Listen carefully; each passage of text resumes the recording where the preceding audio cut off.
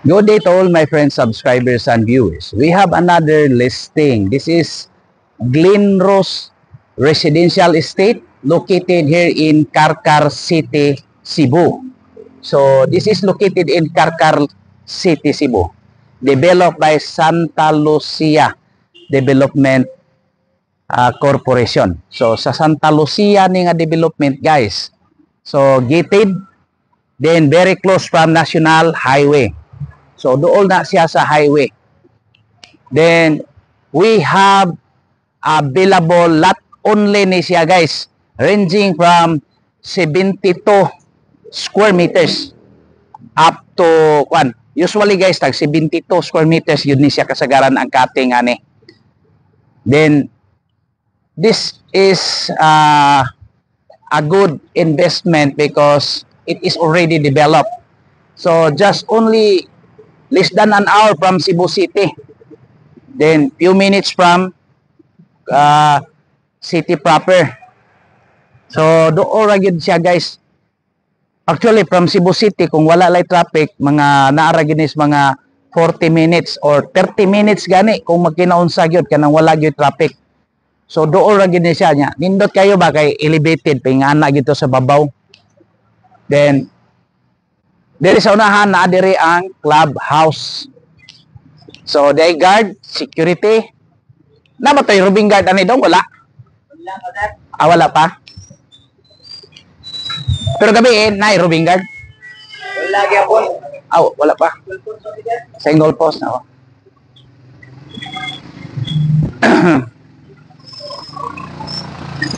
So, usually, hindi na ka mag-isod, guys, kay naana magod ni mga doon sa highway ba, mao na nakanindot. So elevated siya.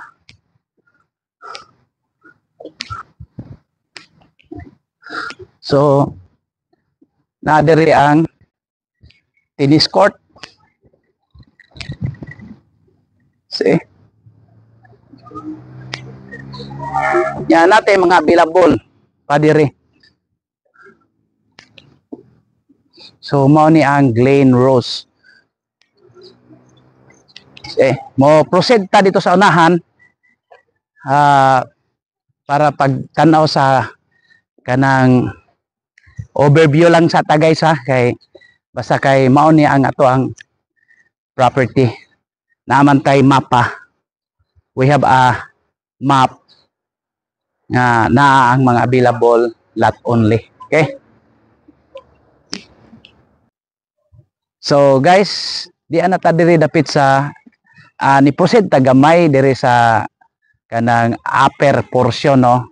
So kay limited man lagi ni nga development sa Santa Lucia o sa Glenrose. Di ata diri tungod sa clubhouse. Mao ni ang clubhouse. Usually man god ang clubhouse kung mag-meeting ang mga homeowners, are sila dire. Yan, na overhead tank.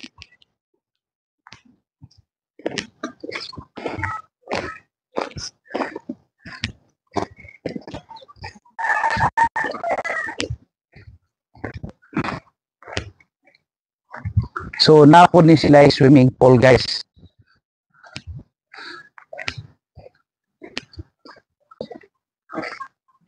I don't know, nag-function ba?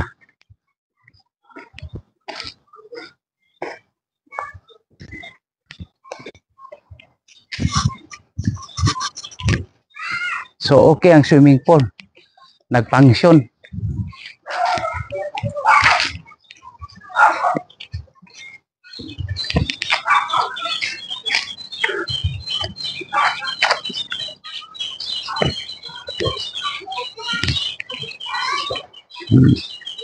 May mga bata nangaligo.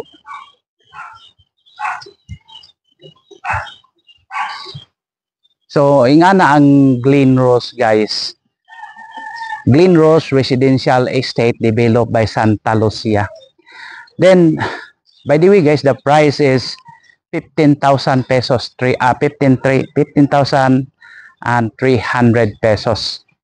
Nya ang corner lot, nati corner pero taas gamay pero di pud kay dako. Pero selected na kayo. Naay corner pero nakita na ko gamay raman pila to usang buok ra ba to ako nakita. Pero sige lang at least no. Naay swimming pool. Na siya guys no.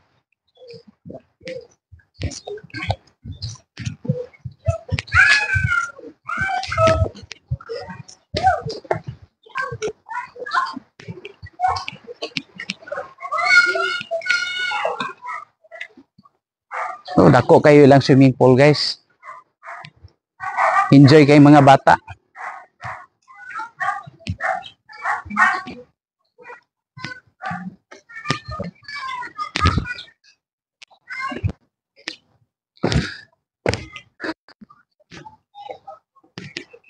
So, nindot kayo no? Ang Glen Rose.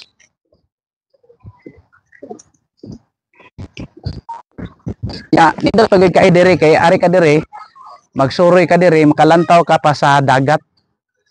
Makita pa nimong buhol. Makita pa nimong buhol dire. Oh, naman na ito ka gamay dito. Then, nani sila ay basketball court dire guys.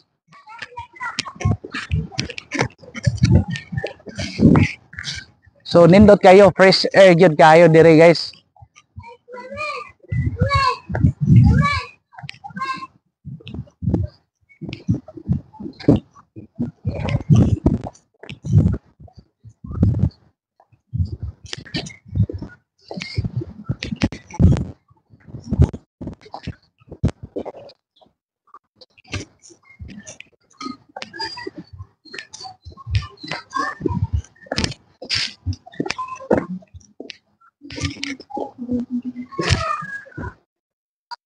So, nagduwa.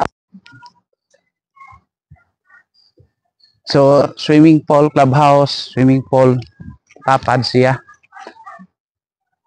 So, nindot kayo, no? Ya, dool ra sa city, Karkar City. Okay, sad ni kayo, guys. Southern part of Cebu Province. Basta mo tayo kung gingon, 30 minutes sa gani, basta walay traffic. Dagan sa kag mga igo-igo sa, basta kaya ng 30 minutes, pero hinahini lang usually mga 40 to almost 1 hour. Pero during kanang mga traffic maabot yung kag mga 1 hour yun. So depende na nas paglusot-lusot na to, pero dako naman ang karsada. Dili na ka maglisod. Okay?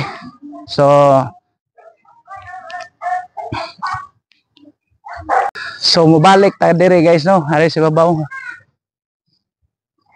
So dagko na kay mga balay dire guys. Murag nahurot na gyud diri napita, wala na gyud available pero napay murag diri nga side nalikod siya gamay. Kini siya guys is 30% down payment, then 70% is kuha na siya.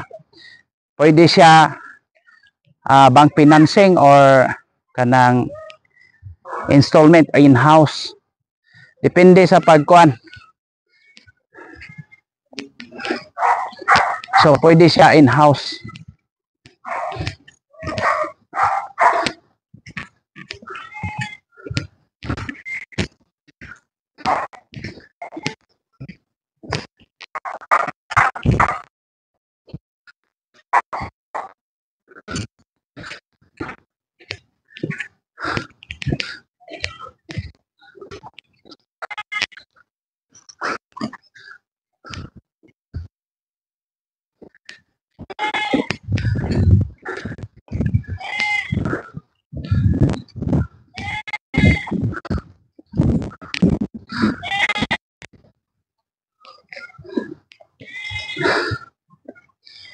So okay good kaayo po diri guys.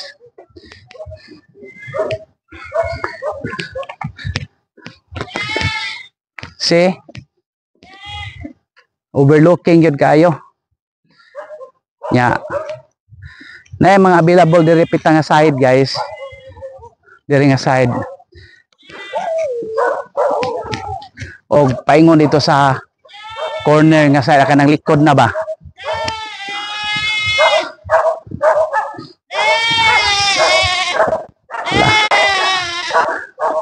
Tingog man rin kanding. So, see? Peaceful kayo. Nindot kayo siya kuan. Ari ka mag-residential. So, di man kayo layo gyud sa city. Okay ra gyud. So, very nice. Dagko kay mga balay. For inquiries, just contact me and please subscribe our YouTube channel. At ini kandi nga po di ari talaga may babe. Sige.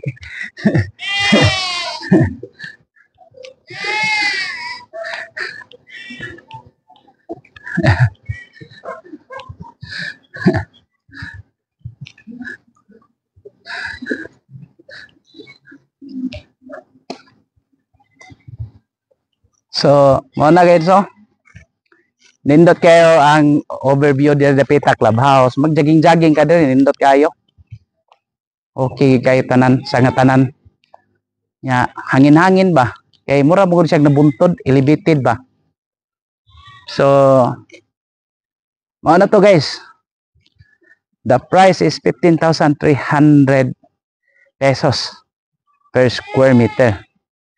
Then, naatay mga available pa yun dire. There is a phase 1. Phase 1. Ini phase 1 pa manila pa ita dire. Pero, nalikod-likod na. Pero at least, niya kita sa sulod sa subdivision. So, mao gina guys.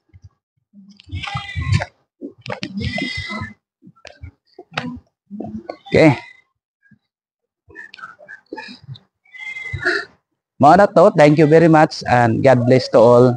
By the way guys, ligin ako ni kalimtan kanunay no kaning tape sa mga nikuha og mga lote-lote, mga subdivided lot, subdivided farm lot or mga usoron, daghan kanang ingon nila nga palit kag 1,000 square meters farm lot.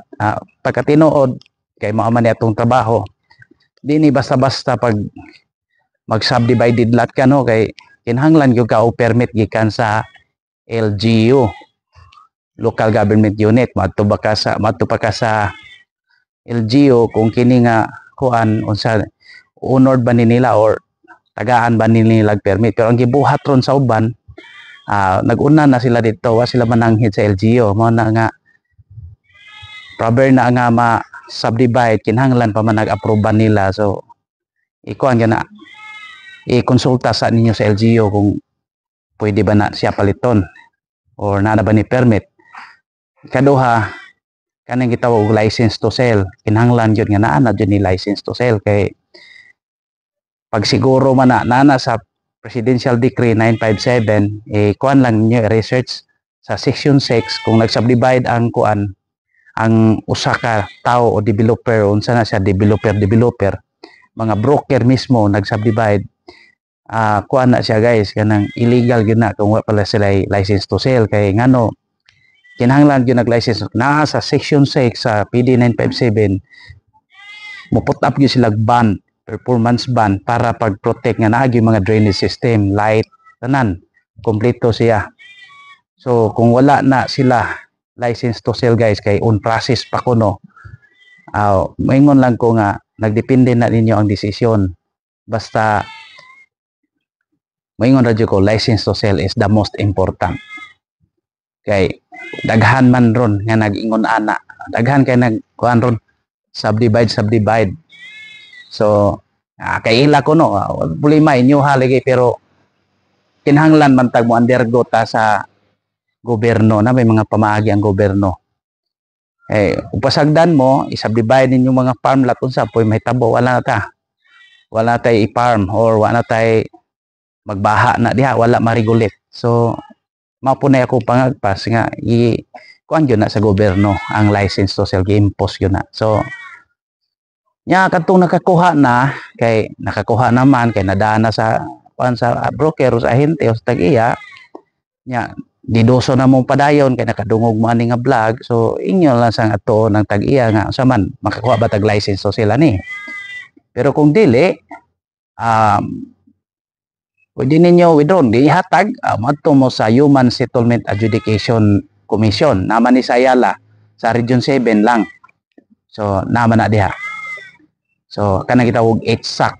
Sila na mo patawag anak nila. So, mao na to.